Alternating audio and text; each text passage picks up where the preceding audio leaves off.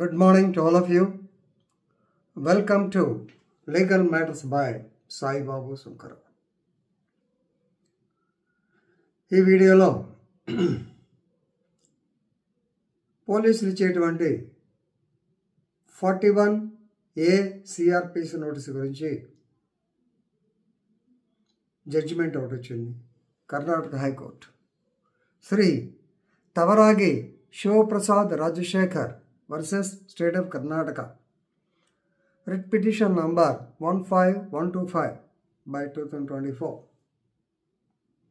ఈ కేసులో justice M Nagaprasanna గారు he clearly held that the procedure was not duly followed. Procedure envisaged in CRPC was not duly followed. In simple terms, I can tell you that the so-called journalist Tavaragi Shivaprasad Rajashekhar was given a 41A CRPC notice without mentioning the FIR, number of the FIR. In fact, no case was registered against him. సహజంగా చాలా సందర్భాల్లో జర్నలిస్టులకి పోలీసులకి confrontation ఉంటుంది. వీళ్ళేదో arrest చేస్తారు, వాళ్ళు దాన్ని అన్యాయం అంటారు, ఇంకేదో ఇష్యూలో పోలీసు డౌన్ ఏదో రకరకాలుగా ఎక్సెస్ అని రాస్తూ ఉంటారు. సో దాని మీద అతనికి బుద్ధి చెప్పడానికి ఆ ఉద్దేశంతో, లేకుంటే అతనికి మొత్తానికి అరెస్ట్ చేద్దామనే ఉద్దేశంతోనో 41A నోటీస్ ఇచ్చారు. పోలీసులు సహజంగా దర్యాప్తులో భాగంగా సెక్షన్ 60 సిఆర్పిసి కింద నోటీస్ ఇస్తారు. రేపు సెక్షన్ మారిపోతున్నాయి 1-7 నుంచి. 60 సిఆర్పిసి 160 సిఆర్పిసి నోటీస్ అంటే ఏమిటి? అయ్యా, నీకు తెలిసిన సంగతి పోలీస్ స్టేషన్కి వచ్చి చెప్పండి. The facts which are known to you or which are within personal knowledge or the facts which you have to explain all these things అని 160 కింద నోటీస్ ఇస్తారు. చాలామందికి 160 నోటీస్ చూస్తే 41A నోటీస్ అనుకుంటారు. రెండవది, ఏదన్నా డాక్యుమెంట్స్ కావాలి అంటే then they will issue a notice under section 91 CRPC. అదే అరెస్ట్ అవసరం లేదనుకుంటే, లేదా కొన్ని సందర్భాల్లో ఇతను పారిపోడు అనుకున్నప్పుడు ముందు 41A నోటీస్ ఇచ్చి ఆ తర్వాత అతని దగ్గర ఎక్స్ప్లెనేషన్ తీసుకుని, if the police are satisfied that he is going to attend the court on all the dates of hearing, definitely he is not arrested. This is another aspect. The purpose of 41A CrPC మీ అందరికీ తెలిసి ఉంటుంది. Non bailable case అయినా 7 సంవత్సరాల కన్నా తక్కువ punishment ఉంటే అలాంటి కేసుల్లో పోలీసులు instead of arresting him and sending him to the court in non bail offence and after that he has to approach the court and get bail, instead of that police can issue 41A CrPC notice.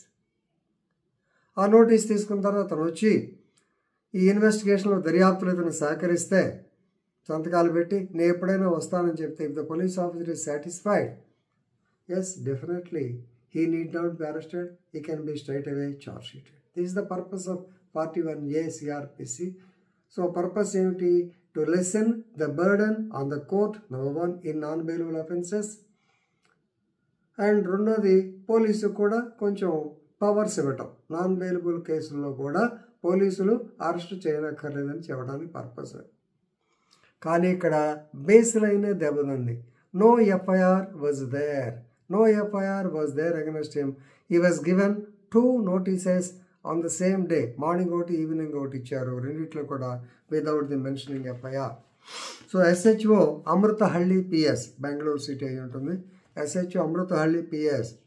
So he has given a notice and this man produced the notice, copy of the notice before the Honorable High Court of Karnataka, before Justice M. Nagaprasanna. దానిలో ఏముంది? It did not refer to any crime. So high court notice, it is a simple or bald notice under section 41 CRPC which is issued to the petitioner, that is Tavaragi Shivaprasad Rajashekar. Right. So High Court held that this is not even a semblance of procedure followed by law. This case at hand is a very good case study where police do not apply their minds in the investigation. Suppose had they issued a notice under 41A CRPC notice in a related crime, then there is no problem. Without mentioning the FIR, without registering a case under 154 CRPC, simply they have issued a notice to him, which is not at all correct. So this has to ultimately, the result is SHO is directed to appear before the personal appearance before the High Court on 21/6/2024 and to call for his explanation. ఎందుకు ఈ కర్మ? ఒక FIR విషయం problem వచ్చేది కాదు కదా.